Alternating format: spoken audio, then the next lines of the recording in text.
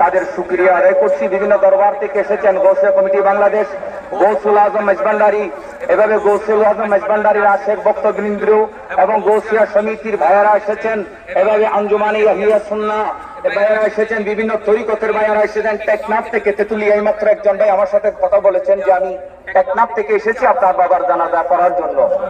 টেকনাফ থেকে এসেছেন একজন আমার সাথে কথা বলেছেন। তো আমি তাদের সবাইকে আন্তরিক মোবারকবাদ জানাচ্ছি। আপনাদের হক আদায় করব এরকম কোনো ক্ষমতা আমার নাই।